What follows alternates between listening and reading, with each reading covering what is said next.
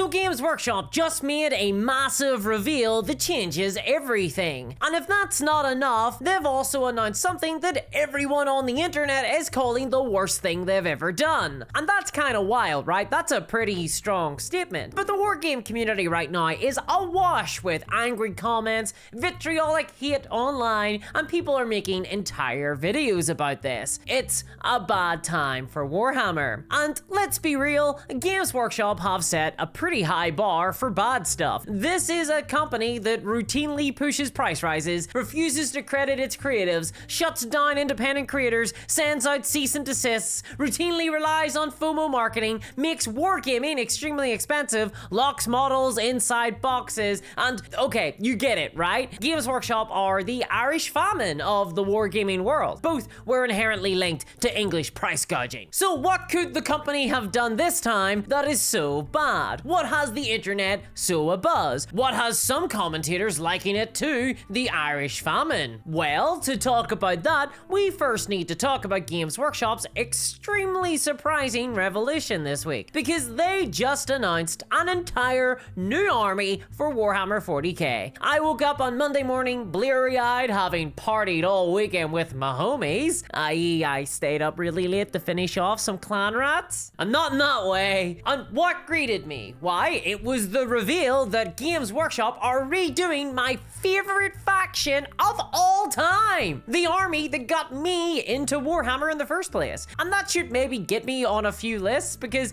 the army in question is the Inquisition. The Inquisition, let's begin. Or, as they're calling it these days, Agents of the Imperium. But personally, I just prefer Discourse is back, baby! So, straight off the bat, I am a big fan of this whole thing conceptually. But there are a lot of problems, and the execution here is pretty suspect. Ironic. So if you don't know, the new faction is the Inquisition. These are the Warhammer 40k version of the Secret Police, or the KGB, or a certain leather-coated gas top. Oh, I can't say the name because YouTube will demonetize me. Again, suffice to say though, they're pretty much the ultimate bad guys in Warhammer, with the definitely necessary job of looking out for spooky aliens, fighting against scary demons, and rooting out alternative political ideologies that undermine the state, maybe? But this makes them really hard to introduce to the actual game of Warhammer because they're very small scale and investigation heavy, which is hard to implement in the formula of shooty man plus tank plus hero guy equals the game. And as a result, we haven't really seen them make an appearance as a playable force in a really long time. I first got into Warhammer 40k in 4th edition in like 2003, and my first army was the Ordo Hereticus, i.e. the Witch Hunters,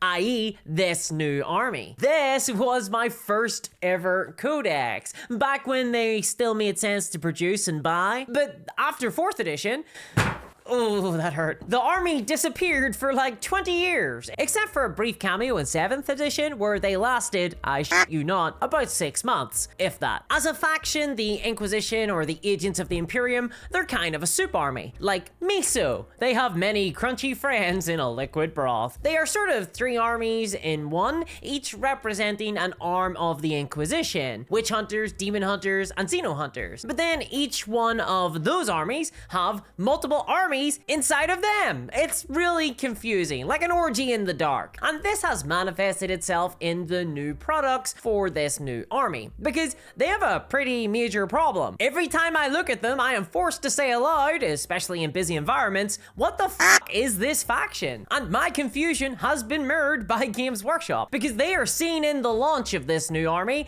with not 1, not 2, but 3 army bundle boxes. And at first blush, this kind of makes sense. You've got your Ordo Xenos box with an Inquisitor, Spaceship, Death Watch, Rogue Trader, and Acolytes, an Ordo Malleus box with Inquisitor Cortez, Grey Knights, bunch of Acolytes, Assassin, and Chimera, or my favorite, the Ordo Hereticus box with Inquisitor Greyfax, Acolytes, Arbites, Sisters of Battle, and an Immolator. Ooh.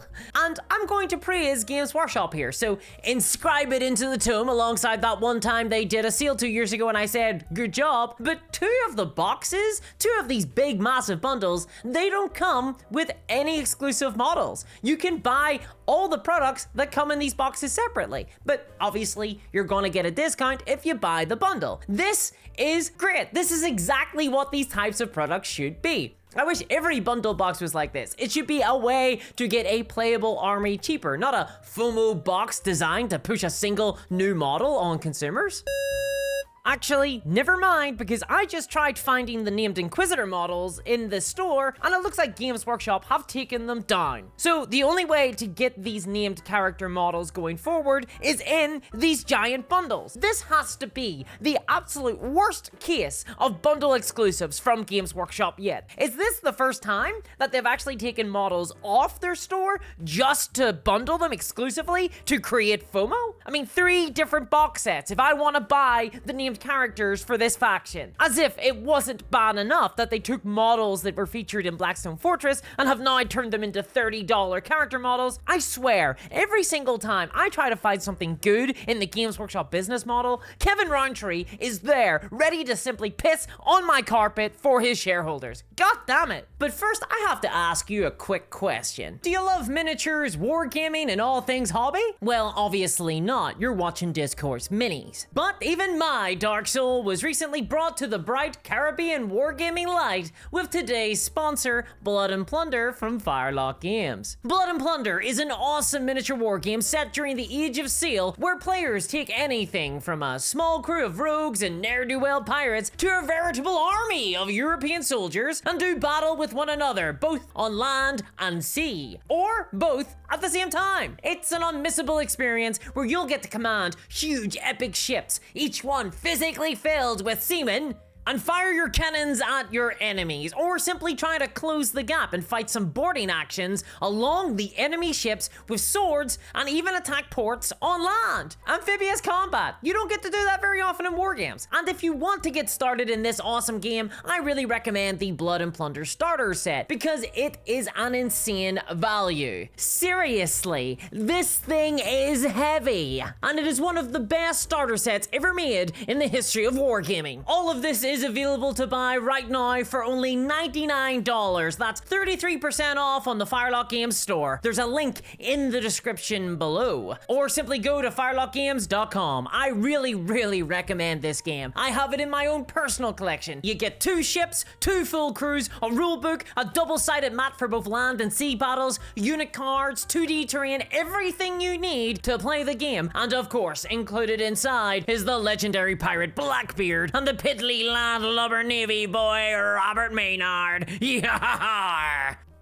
Sorry, I collect pirates. And it is a ton of fun to both play, collect, build, and paint. And it's also extremely affordable. Check it out at firelockgames.com and experience the dynamic and fast-paced gameplay for yourself. And thanks to Firelock for sponsoring today's video. Now, the first thing that I noticed with the new Imperial Agents bundles was that there's a whole lot of fucking acolytes in these boxes. And this makes sense to an extent because they're basically the goons of Inquisitors. But if you haven't built them before, you should know that these were made for Kill Team, and they do not have much customization. Each model has like 2 choices for how to build it, and that's it. So if you get 10 of these, you're done. Which really sucks because there was way more design space for these kind of models. Way more. I mean, look at the latest John Blanche Kickstarter for some great examples of the proper weirdos that these guys could have been. The Ordo Malleus bundle is especially bad for this, coming with a whole whopping 10 acolytes. Yeesh. And secondly, the entire new army is made up of existing model ranges, all clumsily stuck together. Most of these units, like the Voidsmen and Arbites, were made for the Kill Team skirmish game, and they don't really go together cohesively at all. And then others are just existing model ranges from existing armies like Sisters of Battle and Grey Knights. And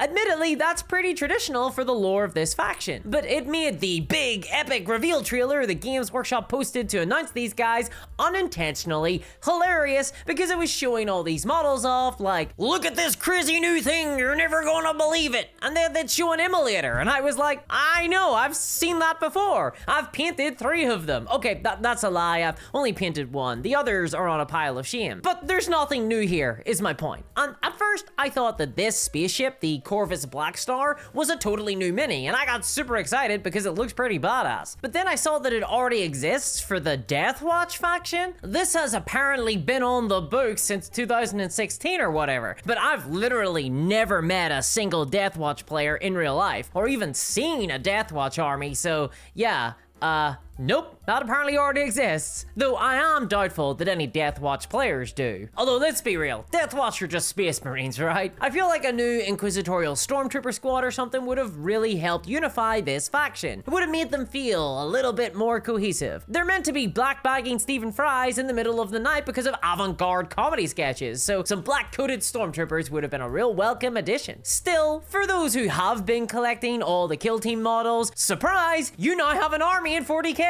For everyone else though, a bit of a warning. Be wary about getting too invested in this faction, or even buying any models for it, because this really feels like a faction that will only make an appearance every few editions. This might be like the Scions or Harlequins and be a weird fringe faction that doesn't get much support in future. So, you know, buyer be warned. The game already has too many factions, and Games Workshop like to pick and choose when they support some forces. Space Marines, these ain't. Although these guys are. And these guys, and these kinda are? Also, another downside here, this new faction means that if you want to use assassin models in your existing Imperial Guard, Sisters of Battle, or any other Imperium army, then I guess you're going to have to buy this brand new Imperial Agents Codex, which, yeah, that kinda blows. But what's really wild here is that the entire release got a whole lot worse once we actually got to see what was coming, because there's something in here that the internet has decided is the worst thing ever. Probably since, I don't know, someone invented minions? Or the famine, the Irish famine, I should have said the famine. And this is, of course, the new miniature that Games Workshop have revealed as part of the army. Because, oh man, people are not amused. But judge for yourself, because I'm going to present to you the worst model Games Workshop have ever made. Boss Baby! I mean, Inquisitor Cortez. This is the single lone brand new model the Games Workshop have revealed for the launch of the faction, and everyone hates it so much. In every single thread, every single person in the entire world has uniformly agreed that it sucks, that it's a massive miss and the worst thing Games Workshop have ever made. Now, I have to say, I'm not a fan of this model. He looks very generic. When I first saw him, I thought he was an already existing Grey Knights model or something. But no, he's new, and he's a named character, and he is replacing this old model of what is apparently Inquisitor Cortez, but in my mind, I always thought of him as that Inquisitor with a weird bird on his arm. Neat that it makes the Aquila though, that's kinda neat. This has never been my favorite model, but I must admit, it is leagues better than this new rendition. The updated model just has an uninspired pose. He's wearing generic power armor, and he has wildly, weirdly thick thighs that make him look like he's wearing a diaper. Maybe he is. Did you know that textile polymers are so thin nowadays that someone could be wearing an adult diaper and no one would even know it?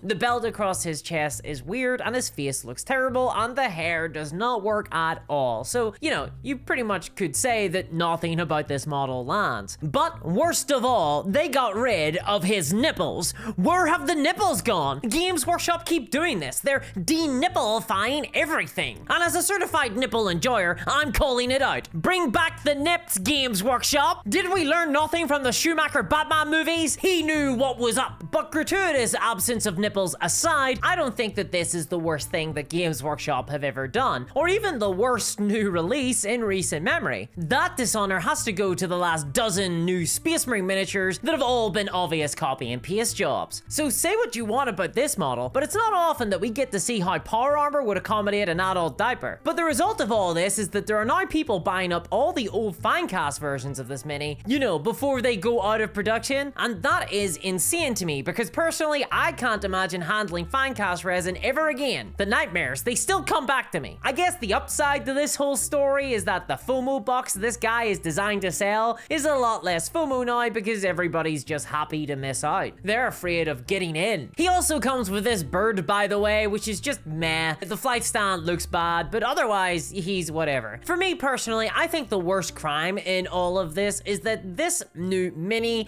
has taken the space of what could have been. Because Inquisitor models used to look extremely cool, and they still rank as some of the best models in the history of Games Workshop from the very beginning, and an update to them would have been amazing. I'm not really a fan of any of the named Inquisitors, like Greyfax. I mean, she just looks like a cartoon character to me, but the original generic Inquisitors from back in the day are still incredible. This model, for example, is so iconic that I have 2 of them in my collection. They just look that good. I mean, look at the hat, look at the pose, it's so incredible. And the acolytes that you used to be able to get for the old school witch hunters, honestly, they were great. They were just so weird. An update to the old Inquisitor retinue box would have been so awesome to see here, and it was a great opportunity for something like that to happen. I mean, hell, they could have even just updated Inquisitor Karamazov, the originator of the hardest line in all of Warhammer. A plea for innocence in my court is guilty of wasting my time. Guilty! Remember, the Imperium are certified good guys. But instead of new stormtroopers and Inquisitors, we just get a hodgepodge model collection, probably some so-so rules if their index is anything to go by, and a really bad update. Disappointing. The Inquisitors deserve so much more. I hope that they stick around long enough to see some love, but right now, they're a tough sell, sadly. But what do you think? Let me know below, and check out my Patreon for bonus videos and live streams every month, free war games, and you get to chat with me on Discord and help me keep making content. So check it out at patreon.com/discourseminis. And a massive thanks to my patrons, especially CryptoKev. I'll catch you all next time. Bye-bye.